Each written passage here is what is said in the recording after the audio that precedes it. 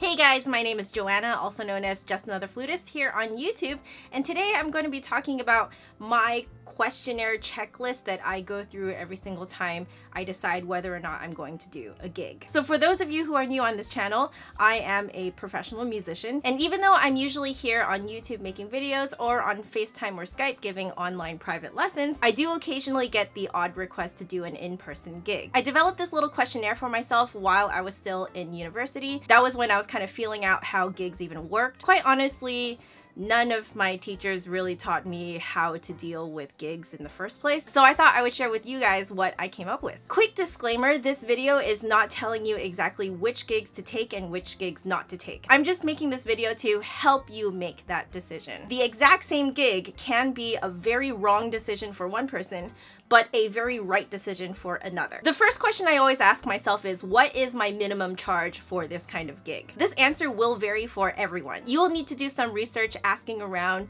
to see what people in your local area charge for a typical gig. Once you do this research, you'll find that different people charge slightly different rates. And you'll notice that the slightly different rates usually has to do with how much experience they already have and what level of musician they are. So typically you'll find that musicians who, for example, have a master's degree will charge more than someone who has a bachelor's degree. So it will take a little bit of experimentation on your part to figure out exactly what price range works for you the best. So now you're probably wondering how I came up with my price range for my online lessons. Yes, I did the exact same thing. I did a lot of research around the world, pretty much just kind of nosing around and asking and listening to what people had to say about who charges what price and where and stuff like that. And I basically put myself smack dab in the middle. The second question you want to ask yourself is, how do payments work? I found that that was one of the biggest things that threw me for a loop when I was a student in university. The part about gigs that had occurred to me was that I would get money. The part about gigs that didn't occur to me before I actually did a gig for the first time was how that money gets to me. So you want to ask yourself, what will work the best for you? Do you need them to write a check? Are you going to invoice them? Or are you going to set up some kind of direct deposit thing with them? If you use an invoicing service, so for me, I actually use a PayPal business account to send out my invoices. You will also need to factor in the service fee that PayPal will charge from what you charge your customers. Not only do you have to think about how the payment gets to you, you also want to think about when the payment gets to you. This works differently for all different kinds of musicians. The best thing to do is, again, do a lot of research. You ideally want to be paid in somewhat the same way as the people in your area. That way you can just keep it consistent for the customers, the people who live in your area. Some people will ask for payment before they give the service, so I do that. If you go on my online lessons page, you will see that I do ask for payment right before lessons start. I do this because it helps both parties, my students and myself, to commit to what we agreed to do, which are the lessons. However, for some people, they find that it works better if they ask for payment right after they give the service. In this case, I find that the people who are the most successful tend to have very strict deadlines for these fees. Now, if you're doing a really huge gig, that's when you want to start thinking about maybe asking your customers to put in a deposit. So they put in some money to secure the fact that you will go in to do the gig, and then after the gig is done, they pay you the rest back. Regardless of when you decide to receive your payment, do not be shy to send out reminders and get that payment in. You are your own boss. I do not have a manager. I am literally just another flutist. I am no one special. Therefore, I am my own secretary. I am my own manager, which means that I need to go after my own payments. It's as simple as that. Remember that consistency is key. You have to keep the way that you charge people consistent for everyone. This does a number of things. Number one, it makes it really easy on you because that means that you only have to track one type of payment. You don't have to think to yourself, oh wait, did this person actually pay me in cash or did they pay me in check? Or maybe, no, that person paid me with a check, but this person paid me with cash. If you make it consistent for yourself, it's just a lot easier to track. Number two, the customers themselves, if they have heard from someone else how they have paid you and they know that this is what you do for everyone, it builds a bigger sense of trust between a new customer and yourself. They know that based on how other people have paid you, that you will actually deliver what they pay for. It's a very big sort of networking trust thing. The third big question you want to ask yourself is, does it actually work with your schedule? Musicians are known to overwork themselves. I have totally been guilty of this. Sometimes I'm still guilty of this. If you get a request for a new gig and it clashes with another gig, which gig is more important? Also, is it in your policy to honor the gig that you have already set up? So you see how the way payment works can be tied into this.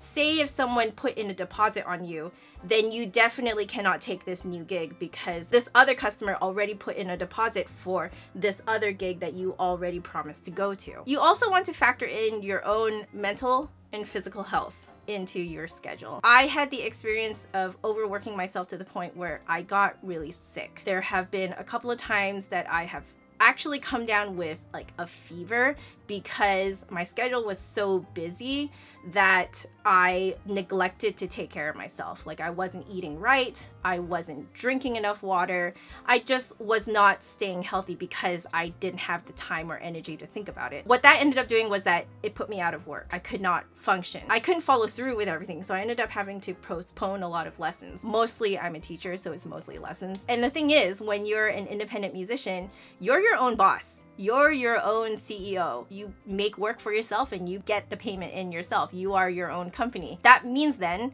that when you don't work, you don't get paid. It's as simple as that. So if I had instead taken less things on my schedule, in the end, I would have actually made more money. I would have been healthy enough to keep working consistently rather than overworking myself and then getting really sick. I did mention mental health as well because depression can do the same thing to you. Depression is a very real physical illness. So please make sure you factor in your mental and physical health in with your schedule. The fourth big question is, how does my transportation work for this gig? How much is your bus fare going to be if you are busing? How much is your train fare going to be if you are taking the train there? How much are you going to be paying for gas if you are driving there? You want to figure out how much it costs to get there and back. I have actually been asked to do many gigs where the amount of money it took for me to get there and back was actually more than what they were going to pay me, and they wouldn't budge. They wouldn't pay me more. So that means that I would actually be coming in at a deficit. So is it really worth it then if you are literally just going to be spending money to do this gig? Sometimes it's worth it depending on who is there, but that is the next question I am going to ask. The other thing you want to keep in mind is that when you are your own boss, when you are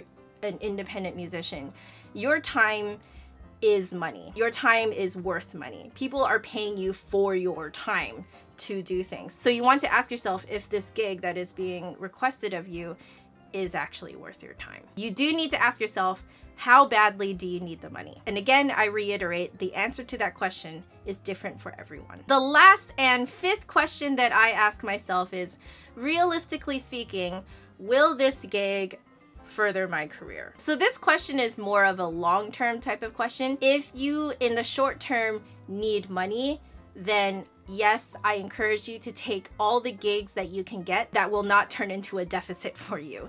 Take all the gigs that you need to make money. Yes, please. But this is a good question for you to kind of think about in the back of your mind. Where are your gigs taking you in the long run? Where do you want to be in the long run? Who are you going to meet at this gig? Is there anyone that's going to be important? Is there anyone that will introduce you to more gigs? Is there someone there that will introduce you to more students or more parents of potential students? Will you end up meeting people there that you can envision yourself working with in the future? This is slightly unrelated, but it was this question that convinced me to go to a Seattle Flute Society event. I ended up going with Courtney Westcott of FluteWorks Seattle, and she was the one who introduced me to Rose, who is now my principal flutist at the Ensign Symphony and Chorus. I thought to myself, I must be able to meet someone who I can probably work with at a Seattle Flute Society event. Even though it cost me my gas money and my time to go there, it ended up being a very, very fruitful experience. Now, granted, you do want to go in as a genuine person where you just want to meet people for the sake of meeting people. Yes, you do want to be genuine, but at the same time, you do need to be a little bit savvy with your time, your money, your resources. So there you have it. That is my short little questionnaire checklist that I ask myself every single time I am offered a gig of some sort. I hope it helps you guys. Let me know in the comments below if you guys have like a similar questionnaire checklist for yourself when you're deciding this kind of stuff. Let me know if you have different questions that you ask yourself. I think that'd be really interesting for all of us to share. And as usual, if you like this video, make sure to give me a big thumbs up and hit subscribe for new videos every Saturday. My last video is over there. And if you want to catch me during the week, my social media networks are down there. But otherwise, I will see you guys next week. Bye. I went with Courtney Westcott of Seattle Fluteworks. Fluteworks Seattle. I never say it right. I'm sorry. Seattle Fluteworks. Fluteworks Seattle. Okay.